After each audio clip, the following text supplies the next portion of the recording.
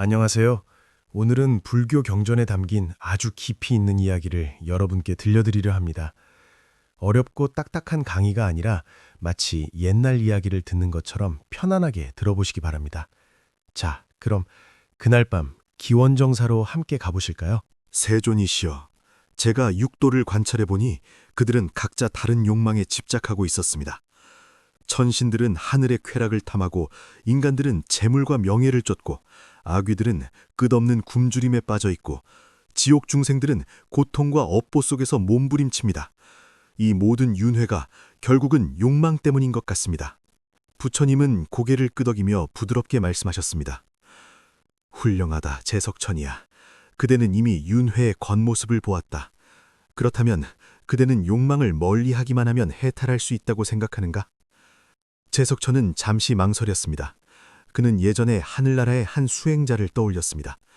그 사람은 하늘의 즐거움을 다 버리고 홀로 설산 위로 들어가 30년 동안이나 나무 껍질과 야생 열매만 먹으며 밤낮으로 참선했습니다. 하지만 몸이 마르면 마를수록 마음속의 집착은 오히려 더 깊어졌습니다.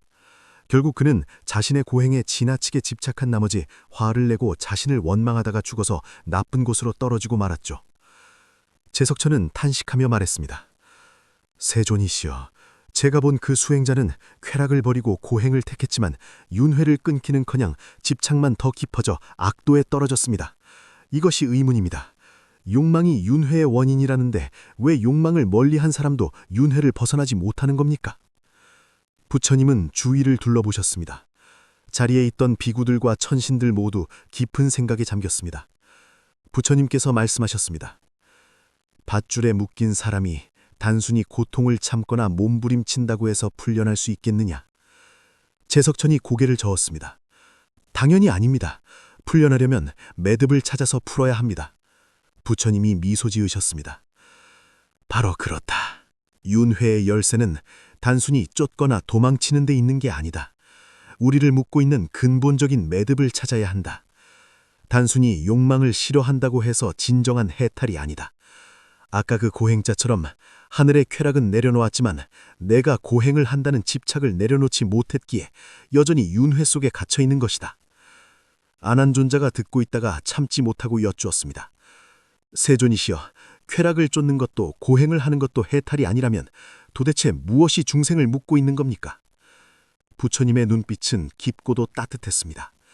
부처님은 다시 제석천을 보며 물으셨습니다. 제석천이여, 하늘나라에서 타락해 떨어지는 천신들의 공통점이 무엇이더냐? 제석천은 미간을 찌푸리며 생각하다 천천히 말했습니다. 그들은 하늘나라에서 복을 누리며 걱정 없는 삶에 취해 자신의 즐거움이 영원히 끝나지 않을 거라고 믿습니다. 그러다 복이 다해가면 공포를 느끼고 이미 사라지기로 정해진 즐거움을 붙잡으려 헛되이 발버둥칩니다. 하지만 아무리 저항해도 결국 타락의 운명을 피하지 못합니다. 부처님이 고개를 끄덕였습니다. 잘 보았다. 그렇다면 하늘의 복이 그들을 타락시킨 것이냐, 아니면 그들의 무지와 집착이 그들을 타락시킨 것이냐? 제석천은 깊은 생각에 잠겼습니다. 그는 부처님을 바라보며 무언가 더 깊은 진실에 닿은 듯 했습니다. 세존이시여, 말씀인즉 중생이 타락하는 건 복이 다해서가 아니라 무상의 이치를 깨닫지 못했기 때문이라는 뜻입니까? 만약 그들이 영원하지 않은 하늘의 즐거움에 집착하지 않았다면 복이 닿을 때 두려움도 없었겠군요. 바로 그렇다. 부처님의 목소리는 온화하면서도 단호했습니다. 윤회의 원인은 단순한 욕망이 아니라 집착이다. 욕망은 그저 표면일 뿐이다. 진짜 중생을 묶는 것은 소유에 대한 집착, 자아에 대한 집착, 그리고 영원히 변치 않기를 바라는 집착이다. 그때 가섭존자가 불쑥 말했습니다. 세존이시여, 저도 한 부자를 본 적이 있습니다. 그는 재산이 엄청나게 많았지만 매일 재산이 줄어들까봐 전전긍긍했습니다. 결국 모든 재산을 땅속에 묻어두고 밤낮으로 지키다가 정신이 무너져 죽고 말았습니다. 이것도 역시 집착이 고통의 근원임을 보여주는 것이겠지요? 부처님은 찬성의 뜻으로 고개를 끄덕이셨습니다. 그렇다. 재산 자체가 고통을 만드는 게 아니다. 하늘의 즐거움 자체가 윤회를 만드는 것도 아니다. 진짜 고통은 잃을까봐 두려워하는 마음, 변화를 두려워하는 마음, 무상을 받아들이지 못하는 마음에서 온다. 중생은 무상을 받아들이지 못해 집착하고 그 집착이 바로 윤회의 매듭이다. 재석천은 깊은 숨을 내쉬었습니다. 드디어 윤회의 인과가 자신이 생각했던 것보다 훨씬 심오하다는 것을 깨달았습니다. 윤회는 단순한 순환이 아니라 집착이라는 족쇄였던 것입니다. 그리고 이 족쇄를 풀려면 단순히 쾌락을 버리거나 고행을 하는 것만으로는 부족했습니다. 세존이시여, 재석천이 천천히 물었습니다.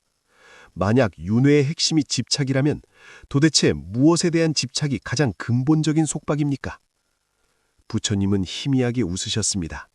그 눈빛은 끝없는 바다처럼 깊었습니다. 재석천이여, 그것이 바로 내가 이제부터 말해주려는 것이다. 부처님은 재석천을 조용히 바라보며 말씀을 이어가셨습니다. 방금 너는 윤회의 근원이 중생의 집착이라 했다. 그 집착의 핵심은 바로 나다. 하지만 내가 묻겠다. 이 나라는 것은 도대체 무엇이냐? 재석천은 멍하니 있다가 미간을 찌푸렸습니다. 이 질문에 막힌 듯 했습니다. 그는 잠시 침묵하다 낮게 대답했습니다. 세존이시여, 우리는 항상 나라고 말합니다. 인간 세상이든 하늘나라든 모두 나를 중심으로 생각하고 자신이 독립적으로 존재한다고 믿습니다. 그런데 지금 세존께서 이렇게 물으시니 나가 무엇인지 딱 잘라 말할 수가 없습니다. 부처님은 미소를 지으시며 따뜻하고 깊은 어조로 말씀하셨습니다.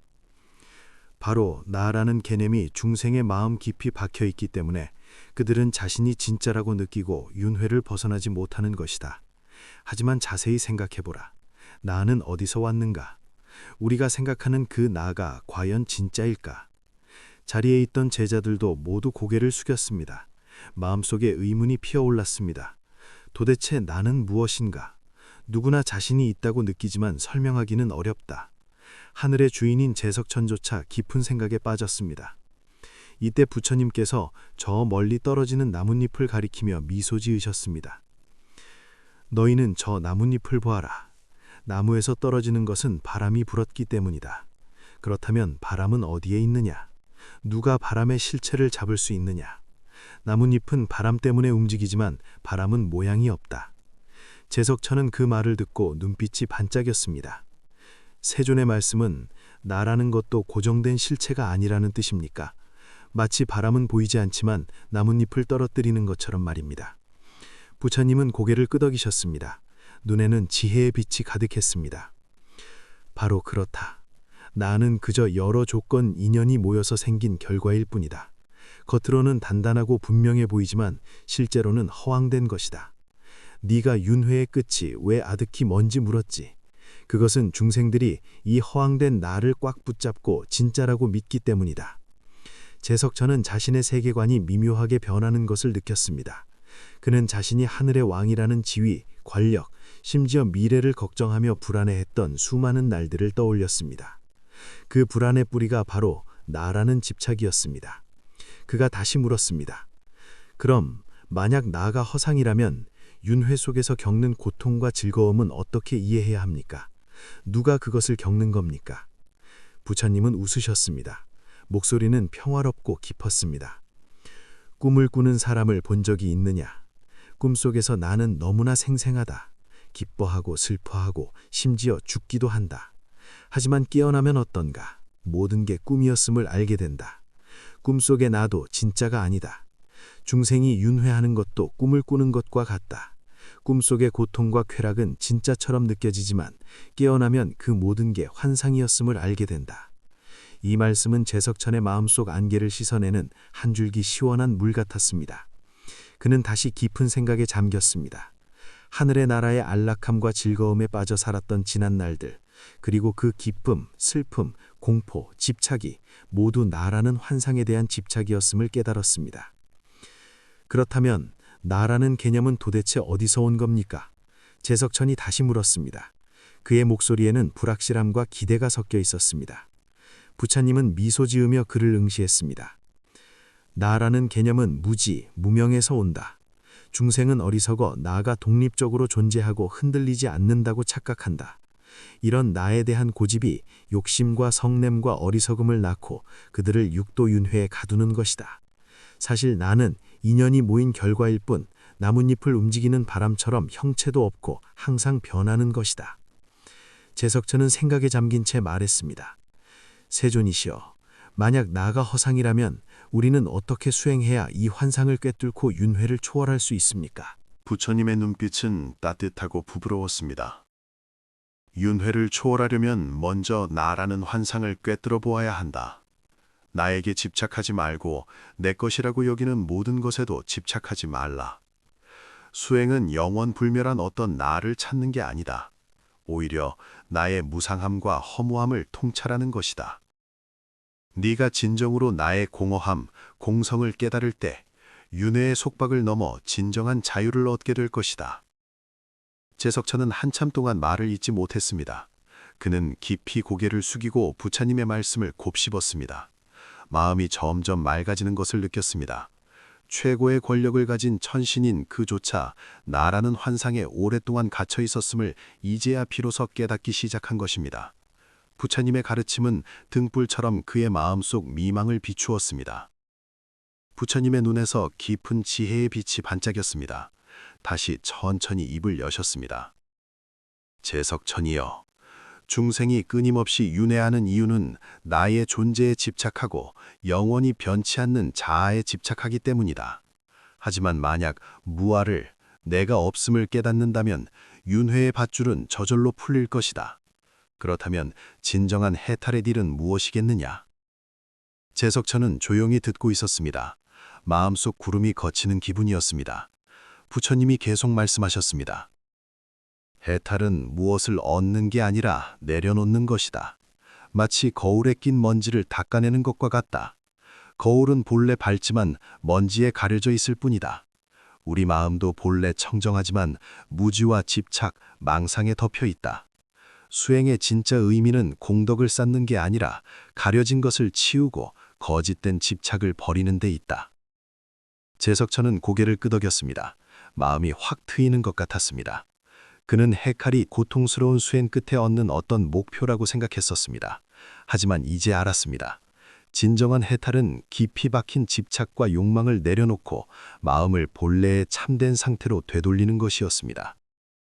세존이시여, 제석천이 천천히 물었습니다.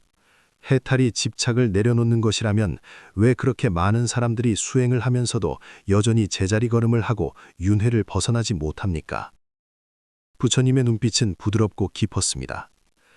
그것은 중생이 어둠에 익숙해져서 갑자기 빛을 보면 오히려 불편해하기 때문이다. 네가 하늘나라에서 보았듯이 천신들은 긴 복을 누린다. 하지만 복은 영원하지 않다. 중생들은 눈앞의 즐거움에 집착해 무상의 진리를 받아들이지 못한다. 즐거움이 사라질까봐 두려워하고 걱정하는 그 마음 때문에 진정으로 해탈하지 못하는 것이다. 그렇다면 어떻게 해야 삶 속에서 무상을 진정으로 이해할 수 있습니까? 제석천이 물었습니다. 부처님은 미소 지으며 깊은 눈으로 말씀하셨습니다.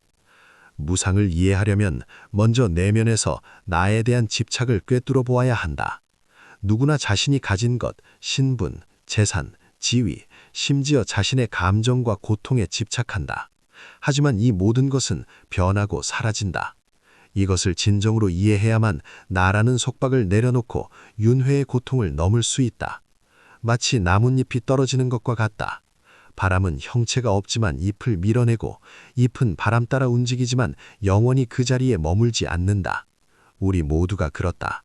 생명의 바람 속에 떠다니며 끊임없이 변하는데도 변하지 않는 나가 있다고 착각하고 집착하는 것이다. 부처님의 눈빛은 따뜻하고 부드러웠습니다. 윤회를 초월하려면 먼저 나라는 환상을 꿰뚫어 보아야 한다. 나에게 집착하지 말고 내 것이라고 여기는 모든 것에도 집착하지 말라. 수행은 영원불멸한 어떤 나를 찾는 게 아니다. 오히려 나의 무상함과 허무함을 통찰하는 것이다. 네가 진정으로 나의 공허함, 공성을 깨달을 때 윤회의 속박을 넘어 진정한 자유를 얻게 될 것이다. 제석천은 한참 동안 말을 잇지 못했습니다. 그는 깊이 고개를 숙이고 부처님의 말씀을 곱씹었습니다. 마음이 점점 맑아지는 것을 느꼈습니다. 최고의 권력을 가진 천신인 그조차 나라는 환상에 오랫동안 갇혀 있었음을 이제야 비로소 깨닫기 시작한 것입니다. 부처님의 가르침은 등불처럼 그의 마음속 미망을 비추었습니다. 부처님의 눈에서 깊은 지혜의 빛이 반짝였습니다. 다시 천천히 입을 여셨습니다. 제석천이여, 중생이 끊임없이 윤회하는 이유는 나의 존재에 집착하고 영원히 변치 않는 자아에 집착하기 때문이다. 하지만 만약 무아를, 내가 없음을 깨닫는다면 윤회의 밧줄은 저절로 풀릴 것이다. 그렇다면 진정한 해탈의 딜은 무엇이겠느냐? 제석천은 조용히 듣고 있었습니다. 마음속 구름이 걷히는 기분이었습니다. 부처님이 계속 말씀하셨습니다. 해탈은 무엇을 얻는 게 아니라 내려놓는 것이다. 마치 거울에 낀 먼지를 닦아내는 것과 같다. 거울은 본래 밝지만 먼지에 가려져 있을 뿐이다. 우리 마음도 본래 청정하지만 무지와 집착, 망상에 덮여 있다. 수행의 진짜 의미는 공덕을 쌓는 게 아니라 가려진 것을 치우고 거짓된 집착을 버리는 데 있다. 제석천은 고개를 끄덕였습니다. 마음이 확 트이는 것 같았습니다. 그는 해칼이 고통스러운 수행 끝에 얻는 어떤 목표라고 생각했었습니다. 하지만 이제 알았습니다. 진정한 해탈은 깊이 박힌 집착과 욕망을 내려놓고 마음을 본래의 참된 상태로 되돌리는 것이었습니다. 세존이시여, 제석천이 천천히 물었습니다. 해탈이 집착을 내려놓는 것이라면 왜 그렇게 많은 사람들이 수행을 하면서도 여전히 제자리 걸음을 하고 윤회를 벗어나지 못합니까? 부처님의 눈빛은 부드럽고 깊었습니다.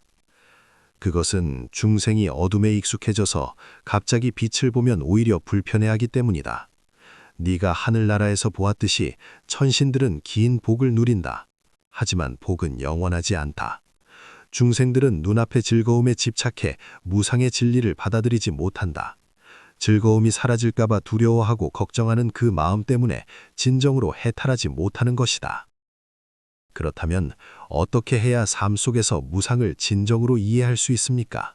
제석천이 물었습니다. 부처님은 미소 지으며 깊은 눈으로 말씀하셨습니다. 무상을 이해하려면 먼저 내면에서 나에 대한 집착을 꿰뚫어 보아야 한다. 누구나 자신이 가진 것, 신분, 재산, 지위, 심지어 자신의 감정과 고통에 집착한다. 하지만 이 모든 것은 변하고 사라진다. 이것을 진정으로 이해해야만 나라는 속박을 내려놓고 윤회의 고통을 넘을 수 있다. 마치 나뭇잎이 떨어지는 것과 같다. 바람은 형체가 없지만 잎을 밀어내고 잎은 바람 따라 움직이지만 영원히 그 자리에 머물지 않는다. 우리 모두가 그렇다. 생명의 바람 속에 떠다니며 끊임없이 변하는데도 변하지 않는 나가 있다고 착각하고 집착하는 것이다. 제석천은 문득 마음속 안개가 걷히는 것을 느꼈습니다. 자신이 그동안 허황된 영원함을 쫓느라 눈앞의 무상을 외면했다는 것을 깨달았습니다. 그가 물었습니다. 세존이시여, 그럼 우리는 어떻게 수행해야 이 모든 것을 꿰뚫고 해탈로 갈 수 있습니까? 부처님은 그를 바라보셨습니다. 눈에는 자비와 이해가 가득했습니다. 수행은 외부에서 무언가를 얻으려는 게 아니다. 마음을 깨워 무지를 걷어내고 집착을 내려놓는 것이다. 수행의 길은 고정된 목표를 쫓는 게 아니라 매 순간 자아를 내려놓고 집착을 버려 사물의 진실한 모습을 보는 것이다. 선정과 지혜와 자비를 통해 세상의 비바람 속에서도 마음의 평유를 유지할 때 비로소 생사를 넘어 해탈로 갈 수 있다. 제석천은 조용히 들으며 큰 감동을 받았습니다. 그는 자신이 그토록 미뤘던 하늘나라의 즐거움이 결국 또 다른 집착이었음을 깨달았습니다. 영원한 행복을 줄 거라 믿었던 복이 사실은 무상의 진리를 가리고 있었던 것입니다. 이제 그는 알았습니다. 진짜 해탈은 밖에서 찾는 게 아니라 내면의 깨달음에서 시작된다는 것을요. 세존이시여, 그는 부처님께 깊이 절을 올렸습니다. 드디어 알겠습니다. 윤회의 끝은 아득히 먼 곳에 있는 게 아니라 지금 당장 집착을 내려놓는 바로 그 순간에 있었습니다. 이제부터 저는 허상인 나에 매달리지 않고 깨어있는 마음으로 내려놓으며 진정한 자유를 찾겠습니다. 부처님은 온화한 미소를 지으셨습니다. 훌륭하다. 그대는 드디어 깨달았다. 진정한 해탈은 매 순간에 내려놓음에 있고 매 순간에 깨어있음에 있다. 나에 대한 집착을 내려놓을 때만 윤회의 굴레를 벗어나 늙지도 죽지도 않고 근심도 없는 진정한 자유의 경지에 들 수 있다. 부처님의 말씀이 끝나자 재석천의 마음은 맑은 거울처럼 고요해졌습니다. 마음 깊이 숨어있던 미혹과 근심이 마치 거센 바람에 날아간 먼지처럼 사라졌습니다. 그는 전에는 느껴보지 못한 평온과 자유를 느꼈습니다. 마치 낡은 허물을 벗고 완전히 새로운 경지로 들어선 것 같았습니다. 이 순간 그는 부처님이 말씀하신 윤회의 끝을 진정으로 이해했습니다. 그것은 먼 훗날의 목표가 아니라 바로 지금 이 순간 집착을 내려놓고 무상을 깨닫는 찰나의 각성이었습니다.